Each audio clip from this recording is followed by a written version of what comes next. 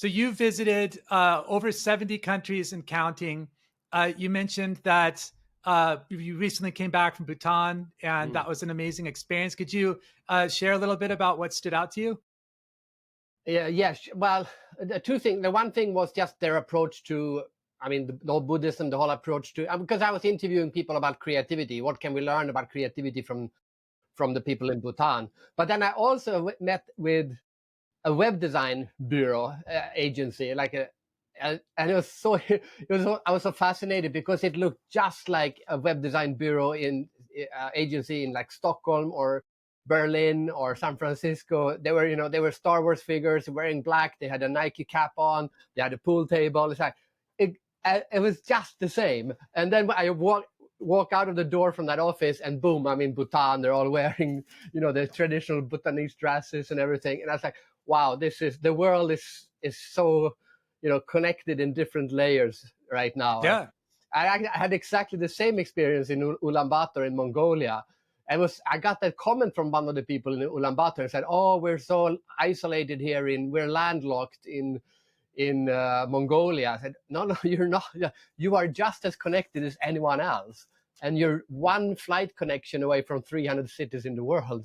It's like Hmm. it's just a mental disconnect you have. You are now as connected as everyone else, and I'm fascinated by that." Yeah. Yeah, yeah, I like that mental reframe. I felt similar talking to people in Singapore. They felt that it was yeah, very small, and it's like you're as connected, if not more connected, than Los Angeles. As Oh long as you yeah. get in and out of the airport easily, which you can. I'm very It, surprised. I lived in Singapore for 17 years. I'm very surprised to hear that. I mean, Singapore is the most connected place in the world, if you ask me. yeah, yeah. So you call yourself the creativity explorer. Could you expand on that a little bit? What does that mean to you? Well, I used to call myself a creativity expert, right? I studied creativity since the year 2000. But actually, my son came up with it because he was supposed to do a presentation in school. What does your parents do for a living? And he was supposed to say, my father's a creativity expert, but he got it wrong. He said, my father's a creativity explorer. And I heard that and I said, this is so much better. Because an expert has all the answers. An explorer, per definition, doesn't have any answers, but he has all the questions. So the definition of explore, to venture into unknown territory in order to learn more about something.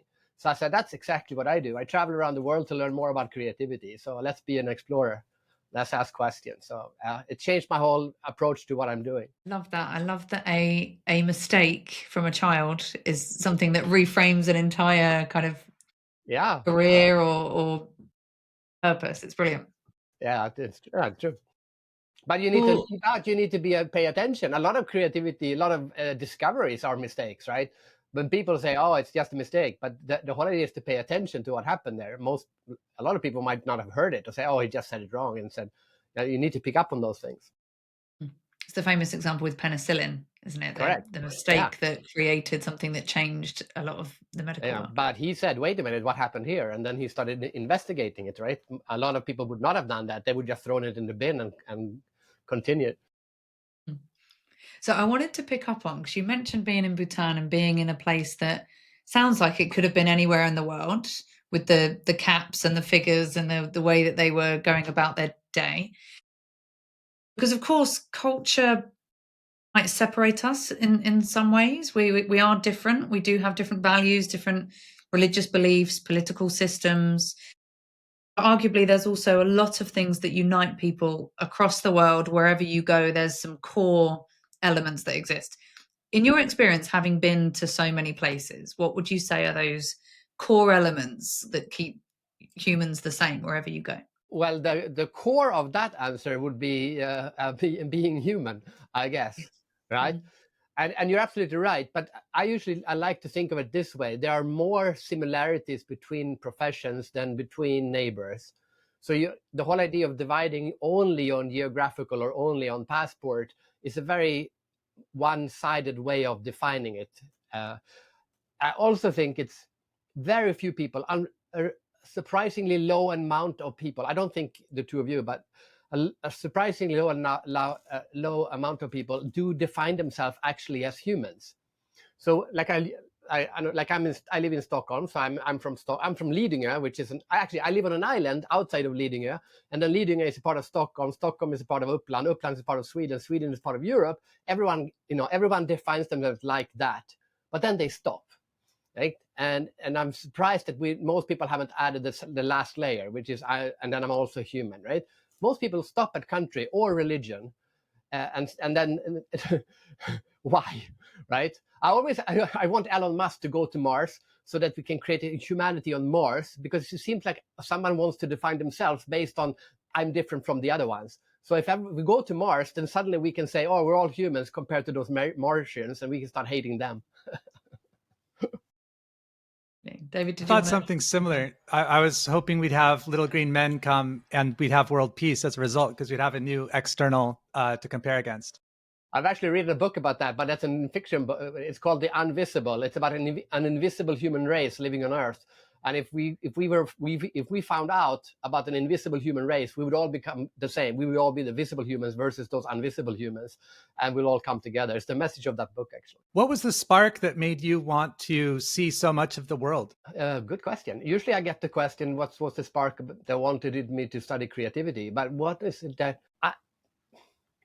I moved to China in 2005, but that was not to see the world. That was because I was tired of Sweden. I felt limited in Sweden. I've made it. I was Speaker of the Year in Sweden. I did 199 speeches in Sweden. It's like I've made it, and there was nowhere to go. So it's kind of like playing ice hockey in Sweden and say, okay, maybe I should go to the NHL. Right? That was the only step.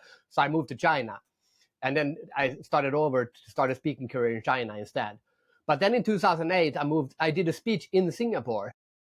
Chinese client had a conference in Singapore, and I went to Singapore and said, oh my God, this is so much better, because when you live in China, everything becomes about China. But Singapore's so tiny, nothing is, it's very easy to have a global mindset when you live in Singapore. And that's when I said, you know what, I'm not going to be a Swedish speaker or a speaker in China. I'm going to be a speaker and not put something in front of it. And that's when I became a global speaker. And since then, I've spoken in 15 to 35 countries every single year. Like it comes back to that same thing of just being a human. Yeah, because then exactly. It's like, why would you say I'm a German speaker or I'm an American speaker? What value does that add? It reduces value. Like you, I went to East Asia for a number of years, and then came back to kind of the region that I was born in. What did you learn about Sweden after a couple decades in Asia? Like, how's your thinking about it changed in one or two ways? In many ways. One thing, I thought we were very good on the digital space, and I came back and saw that we're not anymore. We were really ahead of our times. I used to run an internet company in the 1990s, and by then we were really ahead of the rest of the world, maybe apart from America. Now we are not. That's a bit sad. I also learned more about I disconnected myself from Sweden, and I learned more about myself. That I like who am I, and not what was the Swedish part of me, but if you scale all of that away, then who am I really? That's the best part of leaving your country, I think. And then you can go back to your home country again, and you still don't have that filter on. I have no problem having that filter on, like not feeling like that anymore, even though I live in my home country. Mm-hmm. You talk about regularly, David, about because I've lived in Mexico and probably will again. David's lived in other parts of the world. So we often talk about that dynamic of when you've experienced a different culture fully and you've embedded in it. And David, you often talk about you don't come back to the same place because you're not the same person. I think that might be interesting to unpack a bit. Yeah. And also the best part of that, I think, is I also married a Filipina, which is the culture is very different. Right. And so when we're going to raise children, for example, are we going to raise it the Swedish way or the Filipino way, which is very different. And now you have to start arguing, not as in fighting, but like this is one way to raise a kid. This is another way of raising a kid. Which one is better? Let's pick the best one. And it's such a liberating experience, because now you start to realize, oh, wait, there are many ways to raise a child. Let's pick the best one. Not this is how you raise a child according to the Swedish way of raising children. Right. So that's the best part of that experience, I think. Yeah, that definitely resonates. And maybe circling back to the point that Becky mentioned, you don't really see grass growing or your hair growing. So when you're in the culture, you don't realize how many changes you and the culture are undergoing. But after you leave for a few years, it's in a very different location. I mean, our sun is in a very different location in the galaxy, in the universe, than it was 10 years ago, but we just don't see it. We just think we count our orbits around the sun. We don't realize we're traveling something like 70,000 or 100,000 kilometers per hour in a different direction where we're going. I don't know, but and that only depends if you define Earth versus Sun. If you then if you do the Milky Way, we are traveling way faster than that. Right. Yeah, very good point. So when you return to Stockholm or to Sweden, what was something like surprising to you? That like there was a change, either your perspective had changed and allowed you to see a different wavelength of the culture, or it was a shift from the Sweden that you remember. Yeah. So I actually don't have. So I moved back to an island. So I live on an island. Like this is, I live on my own island. So mentally, I did not move back to Sweden. I moved back to my island, and I in my head I define it as a sovereign country. Yeah.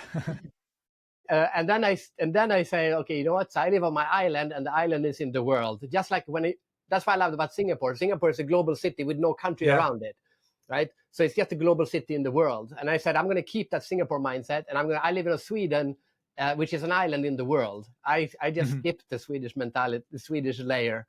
It doesn't add any value to my life. Becky, you go into London a lot, and you're not far away from it. You've been to Mexico City a number of times as well. What would you say is special about London? Like, how does it? What is different in London? What's its secret sauce? That's a good question. I think, like, to the theme that we've spoken about a lot is that there's a lot of similarities with most of the world. You could be in a street in London and you could also be in a street in New York, and you wouldn't know the difference in a lot of ways, or in Singapore. What I like about London, and this may be British culture generally, it feels very much like you do you. It's very live and let live. I might judge you, but I'm not going to say anything, which is different than when you're in the States. It feels different there. People might be more likely to shout things. So I do very much like that about London. Fredrik, what would you say about Stockholm? What's something that stands out to you there? Yeah, so one thing that I like to share for people who haven't, to explain, why is Sweden such a creative country? Like Sweden is generally ranked top 3. Yeah, and many different, like we're all top 5 almost always in number of patents or whatever. And population of like 10 million, I think. Yeah, exactly. So why is that? And to me, it was a mystery. I couldn't explain it, even though I'm a creativity author from Sweden. I still couldn't explain it. But then I met this. This is a great example of this. This answers the question. So I met with the Swedish national team of cooking. So the world, they have the Food Olympics. And Sweden also wins that. We have won it multiple times, which is very surprising because we are not famous for food. Like you have never said, let's have Swedish tonight, honey. Like that doesn't happen. So how can we win the Food Olympics? How can we beat countries like France and Italy? And the guys told me, the chefs, they told me that other chefs, they think their food is the best in the world. Like French chefs think French food is the best. Chefs think Italian chefs' food is the best. But Swedes, they know that Swedish food is not the best in the world. So they leave Sweden and they go to other countries. They go to France, they learn about French cuisine, they go to Italy, they learn about pasta and so on. And then they go back to Sweden and they learn about meatballs, which is the only thing we're famous for.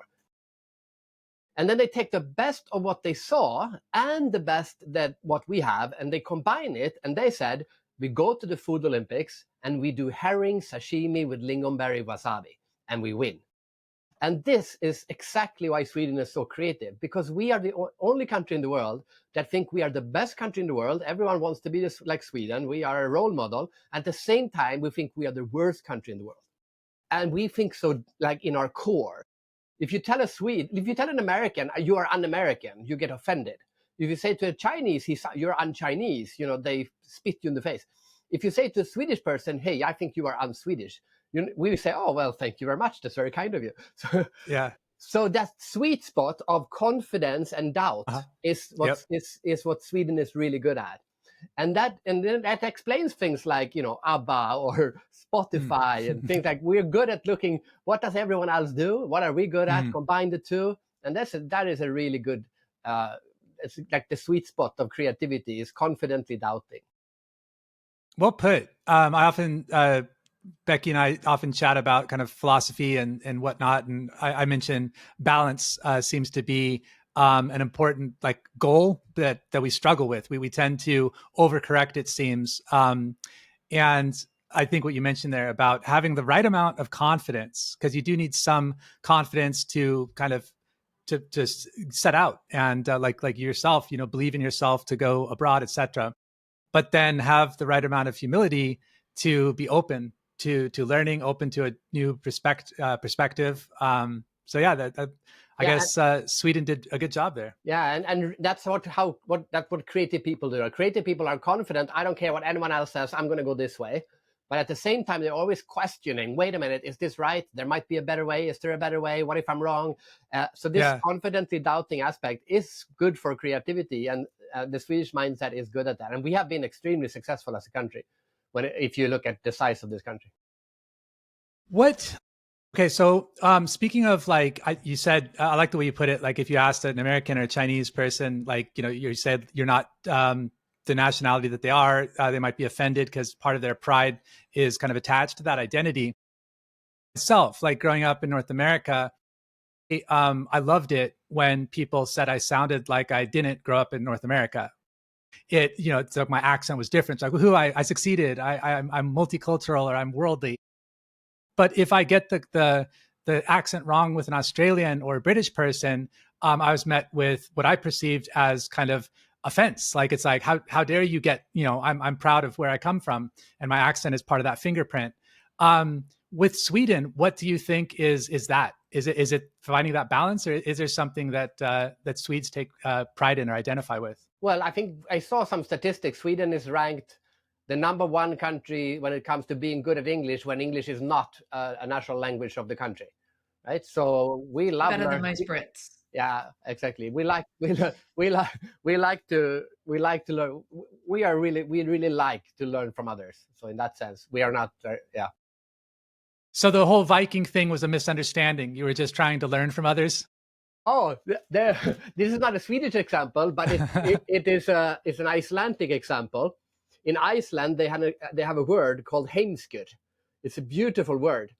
It's a Viking word, and it comes from the Vikings. And heimskur was, if you were a Viking, you're supposed to sail from Iceland down to Europe, and you're supposed to steal, right?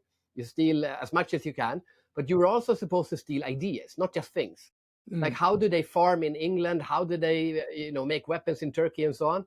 And then you bring that back to your farm in Iceland. If you did not do that, you are a heimskur. Heimskur means moron, stupid person.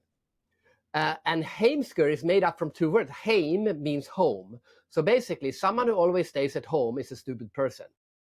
So the Vikings got it right. The Vikings said, we have a great life here, but let's go around Europe and see if we can pick up some great ideas, and then go back and make our life better. Yeah, that's the Swedish Viking mentality. We're still following it. Creativity in the blood. Violently, though. Yes, yeah. So leaning into the concept of creativity, what would you say is a myth that might exist as to what creativity is or should be? After writing this book, I would say that one of the strongest myths is that people think creativity is one thing, and it's not. It's 8 billion things, and not only that, it's more than 8 billion things, because for one person, creativity can be many different things depending on what kind of creative work you're doing. A coder is the creativity of a coder is very different from the creativity of a painter. And it's so sad when people say, "Oh, I'm not creative. I can't paint." I say, "Well, okay, so you can't paint, but you can. You are clearly creative in some other aspects." And to find your own creative process and understand that creativity can be so many different things and be executed in so many different ways is, I think, the sad part of it. Like I mentioned the example of Bhutan, right? What did I learn from creativity in Bhutan? And in Bhutan, they said we don't, in the West, you look at creativity as expression, like self-expression. You're expressing who you are to the world. And he said, for us, it's not about that. Creativity is not about, it's not outward, it's inward. Creativity is about discovering yourself. And if you think about it, any creative project that you do, if you really enjoyed it, you did learn something about yourself. So creativity primarily should be about self-discovery, an inward journey to understand who you are. But it can also be self-expression and showing the world who you are. It can be both. It's a paradox. It can be both things. But creativity is two totally different things, depending on how, if you look at it, the Bhutanese way or the American way. Do you think so? As you were explaining that, I was thinking imagination seems to be something that is very linked to that. To if it's painting, if it's coding, if it's inward, it's imagining something that could be whatever that is, and then I guess figuring out the way to it. Would you agree with that? Disagree? Oh, I'm not going to disagree. It's a big part of it. But you could also look at creativity as a way to become happy, right? When nothing makes us happier than being creative. And then it's not about imagining something in the future. It's the process. We're enjoying the process of creating something, writing a poem or whatever it is. So now it's a self-care kind of concept, or it's a technical solution to a problem, right? If you ask an engineer what's creativity, they'll say it's a solution to a problem. If you ask a Bhutanese monk, he said, "Oh, it's discovering yourself." It's all of these things. And when you realize that, you say, "Why? We've been looking at it as like black or white. It's three-dimensional. It's so many different things." Your book, the Idea Book, was named one of the 100 best business books of all time. What was one of the core ideas that you think resonated so widely? It's the same. All my books are similar in the way they're not trying to say this is how it is. This is one way to think. Here's another way to think. Here's another way to think, and it gets you thinking. That I think is one reason. The other reason is because I made it a book and a notebook. So it's 50% book, 50% notebook. So you read a little bit, but then you are encouraged to come up with some own ideas. So you're like interacting with the book, and it becomes your own idea book. And that has really resonated with people. Like I have multiple people who have told me that when they were moving from one house to another, they decided, screw the books. I'm not bringing the books. I'm just going to throw them away. And they kept like 2 or 3 books. But the idea book was one of the books that they kept, because in there were their own ideas, their own thinking. It's like a diary almost. So that really resonated with people. What can you tell us about your new book? It's 38 chapters, about 38 insights into creativity from 38 different countries that I went to. So what did I learn about creativity in Bangkok from a Thai origami artist? Or what did I learn from a Swiss watchmaker in Zurich? And it's very much about how it's not exercises. Here's the funny thing. Almost all creativity books have creativity exercises in them. I've never met a truly creative person who sits down and makes creativity exercises. But to understand the creative process is you can't master anything that you don't understand. So this book is about understanding what the creative process is like, and become comfortable with it. I give you I don't know if we have time, but I met with a guy in Holland. He makes music for ads, and he talked about the moment of nothing. And the moment of nothing is that he gets the brief, he gets the ad, everything is there. He sets up his piano. He's just getting ready to start making the music. And he puts up his fingers in the air, and then he pauses for a second, and he takes a breath. And that's the moment of nothing.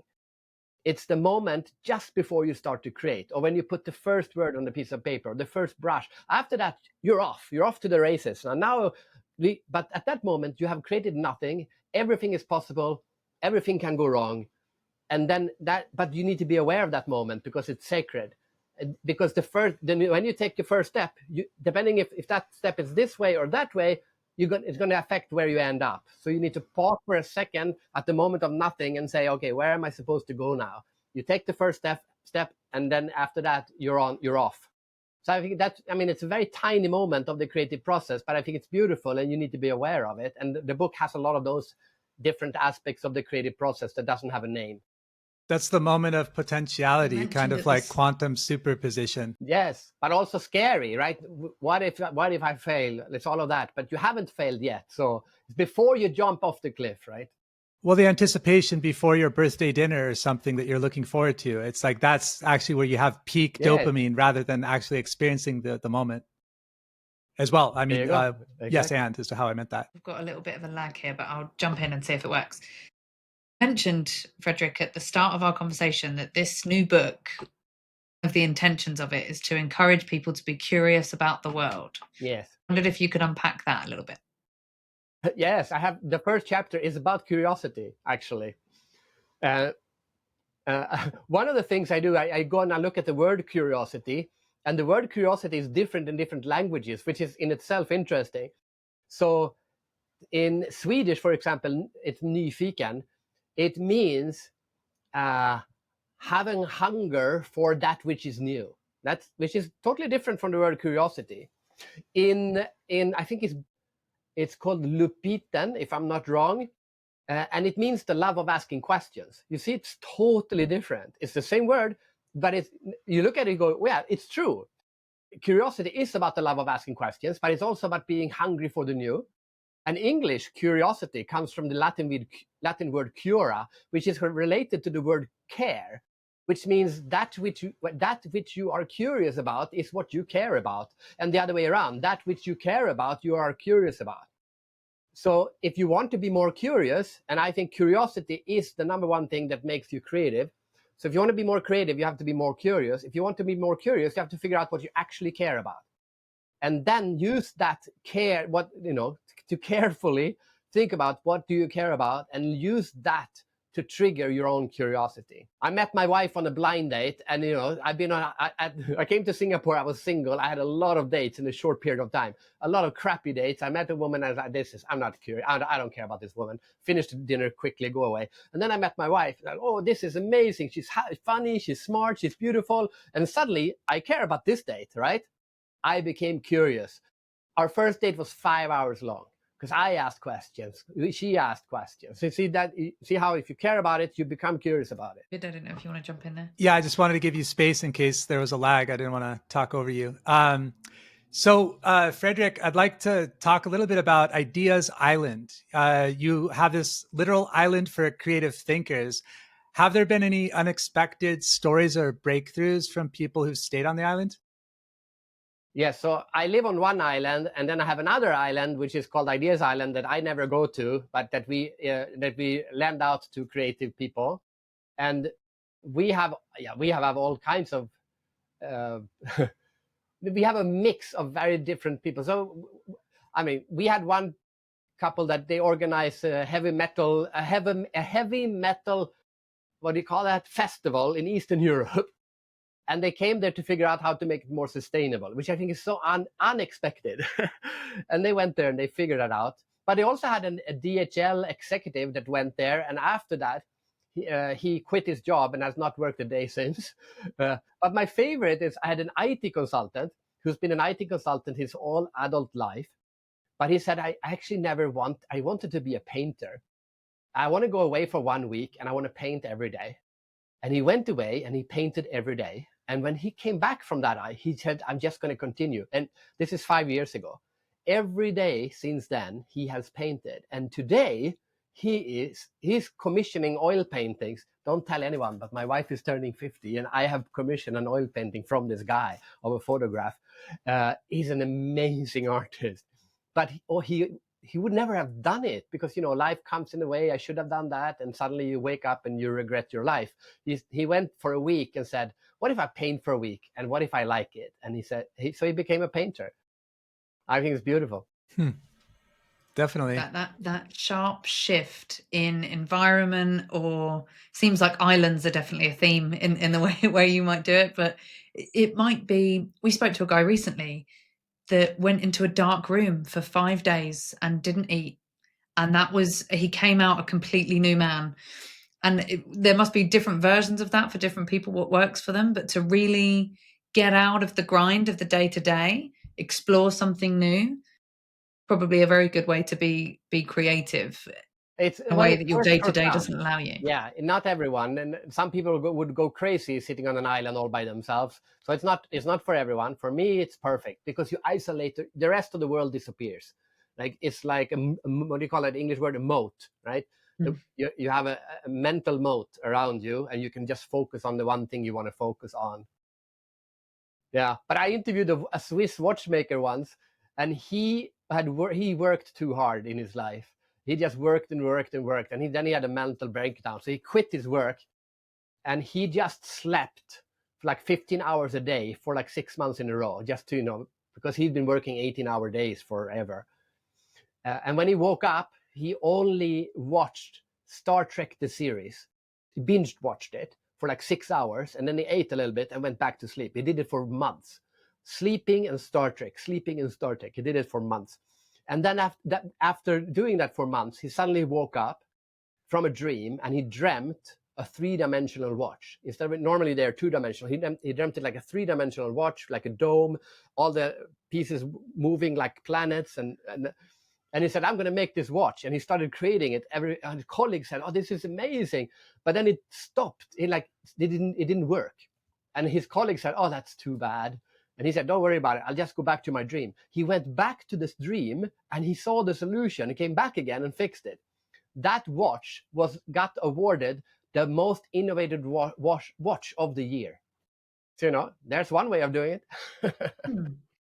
Once again, balance, sometimes not trying to force the solution and just letting your unconscious going in a different direction, the answer can come to you. I was speaking to a gentleman from Heidelberg University. He did his undergrad and graduate degrees there, very technical in science. And he said that, I think he said all like of the kind of famous scientists that we know about were inspired. Like the answers to the idea came to them in kind of dreams or visions or things that you can't really explain. The shower.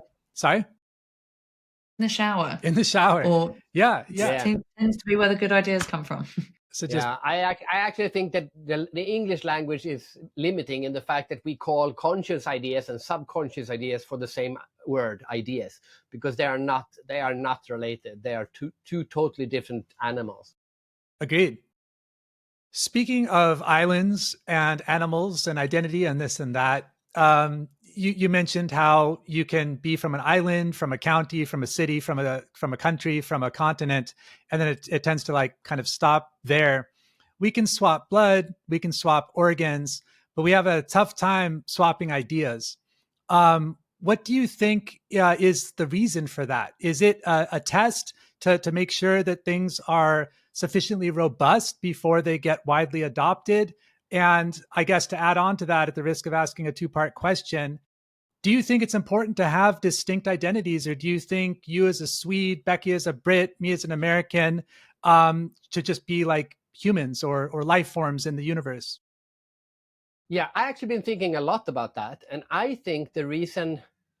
So this is okay. So think like 10,000 years ago, or someone who lives in the rainforest in a village in the rainforest in Amazonas. All they know about their whole world is that village and maybe 5 kilometers around it, because they can only walk. Like they can walk away and then they go back to their village. So all they know is that, and they will define themselves as being part of that village only. They will not see themselves as Brazilians. They will look at themselves as being part of this village. But then we invented new technology. We invented a horse, and then suddenly we could go further. And that's when we went from villages to kingdoms. Then we went from kingdoms to nations, and we invented the train and the newspaper and the telegraph. And suddenly our identity could be extended, right? And now most people still identify as country because that's where the technology was. But what we have invented in the last few decades is technology that takes us to have a global mindset. We are doing this now across the internet, and there is no limitation on how I can access information, how I can learn things, how I can spread my ideas. So logically, the logical step is that soon everyone who has this ability will say, wait a minute, I should add another layer to my identity, because you can still live in the village and identify as being part of that village, but then you added country and you added nation, and now with the technology, you should add the other layer. The fact that most people haven't done it is just because our reactions to new things is a bit lagging for most people. But I'm absolutely convinced 200-300 years from now, it will be the most natural thing in the world to identify as a human being more than a nation. Just like most people identify more as a nation than they do to their city or their state. Right. I'm a bit more, I guess, radical in my opinion there. I think it'll be within the next 50, perhaps even 20 years. Oh, I'm with you. I was just hedging a bit. But safe. I wanted to ask you about AI as well. I realize it means different things to different people. There's an aspect of creativity, but also an aspect of identity with AI, because now we do have those little green men, in a sense.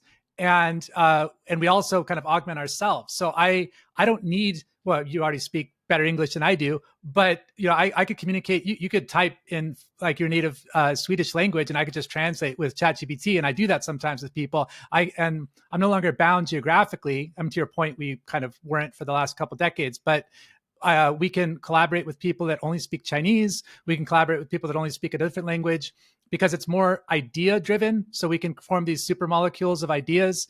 I guess going with the English word there. Now, I think that part of the pushback is in control. So if our electricity bill is kind of accumulated in one system, or our running water, or other things that go into building a society, it might be a little bit slower to adopt that to this global functioning system. But AI is kind of rapidly, I think, exceeding that and taking us to the point where maybe from the top down, we start making a new system that's transnational. I'm curious, said kind of a lot there. I'm curious what your thoughts are on where the human identity might be in, say, 10 or even 20 years, with the ability that we're no longer bound by the old world. Well, first of all, I totally agree. And if you look at companies have already done that transition, more or less. But there are a lot of companies now that this is an American company. So no, it's not. It's a global company. They run the companies as global companies. And some companies have no affiliation at all to the country that they might have been started in. Like I like to use KPMG as an example. KPMG comes from where? Like no one. Actually, it's KPMG. It's a Dutch, an English, a German, and something else from the beginning. But then they joined. So they never have a home. But no one knows where the headquarters is. No one knows where they come from. It's just a company, right? So it's a global company. It's the same mindset as I was talking about, just being a speaker instead of a Swedish speaker. And startups generally do this much. If you start a company today, I don't know, Angry Birds, they wouldn't say, "Oh, we're a Finnish company." No, we're just a mobile game company. Yeah. Right. And sure, AI will help create, picking up the. But you also said that this question about why are we not so good at picking up ideas? I think we are good at picking up ideas. I think the West is not so good at it. I like to say it's because we define ourselves as the developed world, which was the biggest mistake. Rhetorically, the biggest rhetorical mistake we have ever done. Because if you define yourself as developed, what are you actually telling yourself? Right. What does developed We've mean? arrived. It means done. No longer becoming. While a developing country means, oh, we're developing. It's like saying I have finished my marathon. You stop, right? But if you define yourself as running, you're moving.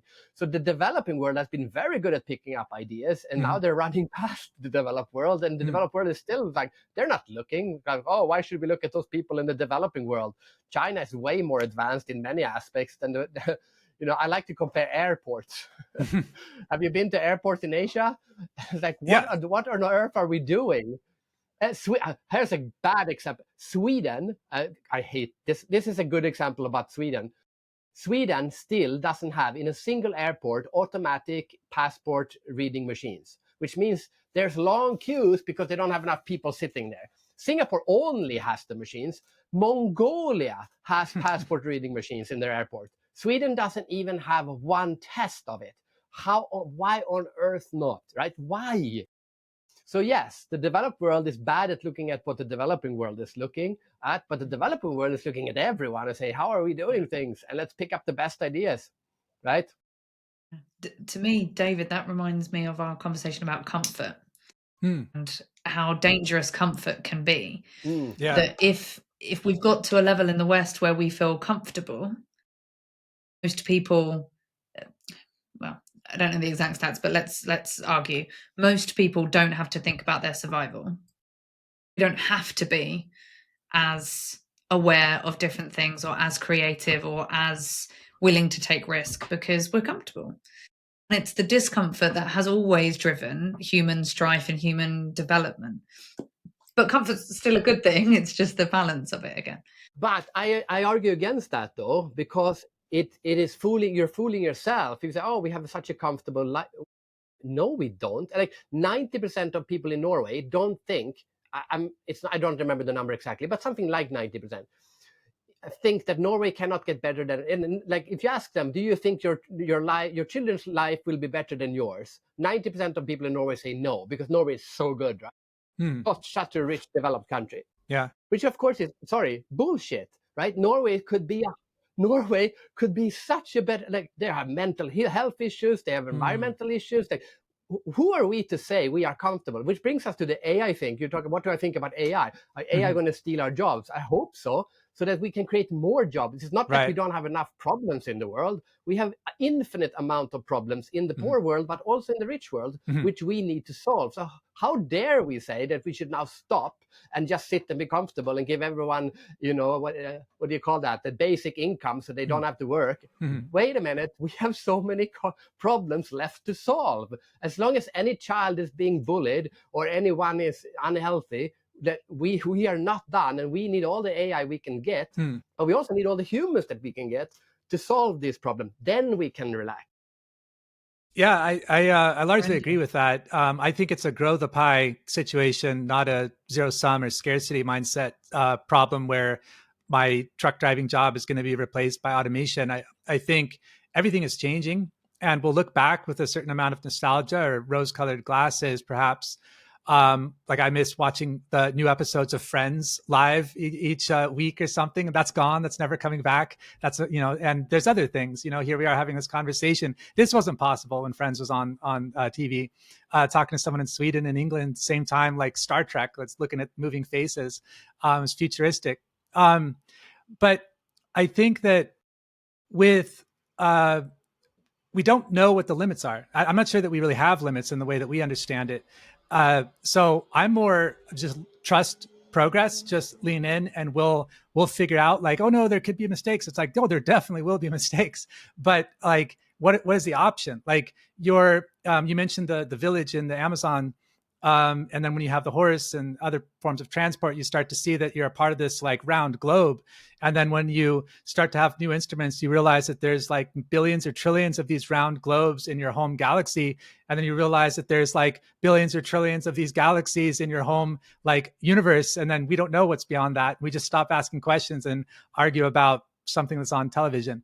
And yeah, we can go the other way too. We can go inwards and say, how many people are as happy and healthy that they could be mentally and physically, and like, wait a minute, we need to teach people to meditate and relax and sleep better and all of that. We are not a happy people. Come on. So we don't have to go to Mars. We can start by solving our own problems, then we can go to Mars, if you ask me. But yeah, so there's so many problems left to solve. So let's focus on that. You brought up an interesting point with your neighboring country there, Norway. It's doing some amazing, like the quality of life there is amazing in many current measures. Yeah. But you as an outsider are going there and noticing rooms for improvement. And I think that's something that is really helpful to have, that both for you as the outsider, but also for the host nation to have that outsider perspective and finding the right balance between different perspectives. And I don't know what the magic balance is. I think it is probably fluid, case by case, time by time. But just exposing yourself, like you are willingly going to, close to 100 countries now, and just for a time. I mean, you mentioned you lived 17 years in Singapore, and just exposing yourself to different perspectives, and that there's a little bit of, I guess, a death or a hibernation, perhaps, of the facility of language and culture that you maybe enjoyed by growing up in a particular region. But after you get through that, I don't know, 6-month, year-long process, you all of a sudden have new abilities. And then the hibernation starts to thaw and they get reintegrated as this new form of ability where you have this code switching ability now. I mean, you're living on an island, but perhaps if you go to Stockholm or somewhere like a proper city, you have new abilities that you didn't have pre-exit. Yeah, but you also get a much bigger understanding of how the world actually looks. Like you get to see, I mean, you can go to places and say, if you think that, oh, but Norway can't get better than this, okay, fair enough. But then let's invest our money and resources to make everyone else be living on the same level as they do in Norway. Then, so you go to the slums of the slums of Manila, and you say, wait, okay, there's issues here to solve, right? And especially like new technology creates new problems. Well, I actually went to the slums of Manila, and I did research with the people who work with them. Do you know what the biggest problem they have in the slums of Manila? If you ask the people, the World Vision, the people who are there working with them, and then, what's the biggest problem we have right now that we need to solve? The saddest problem there is. I could think of a few, maybe running clean water. Yeah, that's what you think, right? No, it is that they got access to mobile phones, but they don't understand what a mobile phone is. So there are people going around giving mobile phones to young girls and saying, you can make 100 pesos if you take your clothes off, right? Don't tell your parents. So here we think we have invented this great technology and people are misusing it, making girls in the slum expose themselves for tiny amounts of money on the internet. Like, yes, so there you go. New technology makes the world better, but even new technology creates new problems, and we need to solve those problems by educating the people in the slums. They said that comes because that creates such problems. I mean, such sad, worse than the water. That's a really interesting example there, because in my current thinking, the way that I received that was that new technology exposes parts of ourselves that we've hidden, that maybe we weren't aware of. I mentioned earlier about like the spectrum, like, new tools we can see like infrared or something like that, whereas before we couldn't. So the core problem was always there. It's just the technology exposed it. I'd like to think that no one on this call would do something like that, but the fact that it exists means we just didn't see it. And now the technology is kind of exploiting that. I talk sometimes with Becky that I think some of our infrastructure is a compensation for poor values. So I'm not sure we need as many like laws if we just behave, but obviously we need the laws because some people don't behave.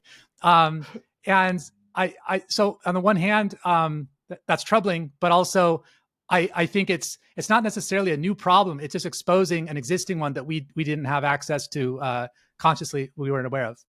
Yeah, sure. And you can use, we can use AI to identify people using those things and cut them off. But we also need humans going into the slums and educating the parents and saying, here, you need to talk to your daughter. If you see her going away and you don't know why, or you see her having a lot of money, you need to talk to her. And so, I'm just using this as an extreme problem that humanity has, that we are far, far, far, far, far from solving.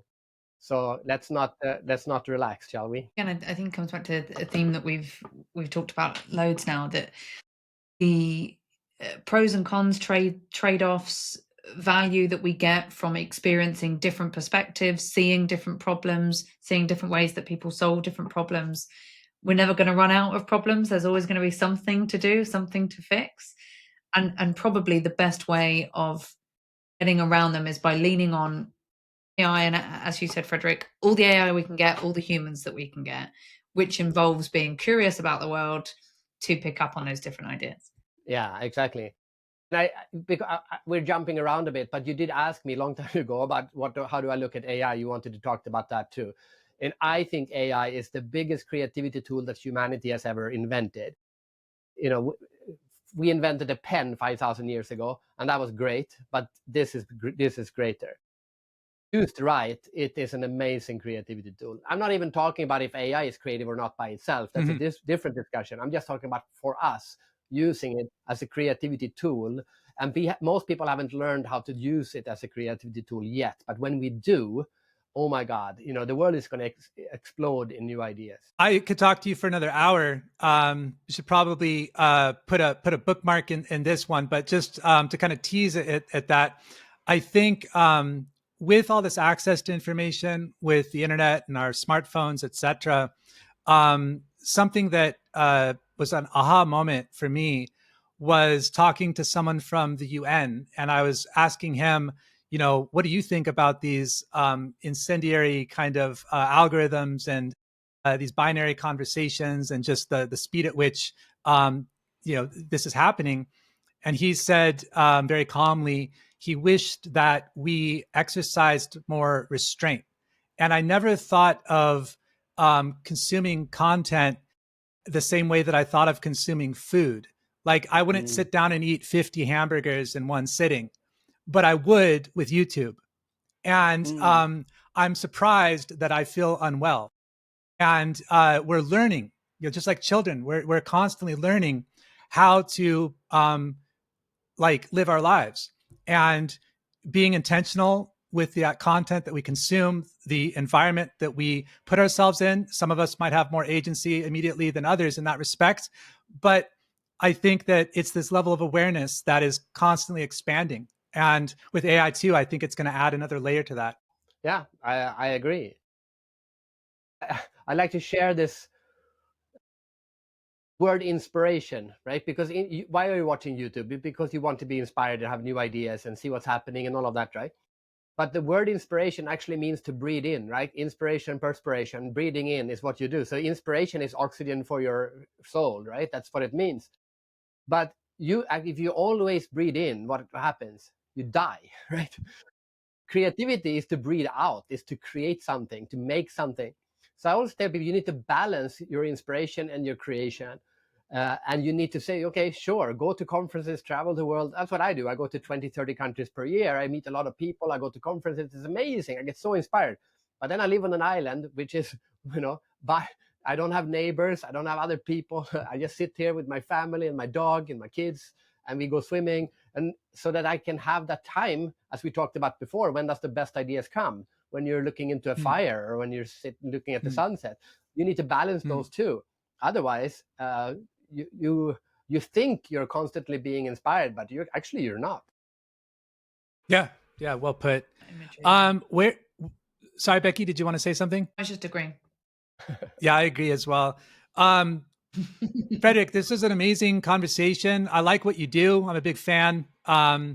And where can people follow what you're doing? Where would you like to point them? I guess I will like to point them. The Creativity Explorer. Yeah, they can search on that for LinkedIn and follow me on LinkedIn. I am quite active. That's the platform I'm active on. And then fredrikharen.com is my website. There's a newsletter, and the book comes out in just before Christmas. Good timing. Okay, I look forward to it. Thanks for talking to us today. I hope to speak to you again soon. I would love that. It was a great conversation.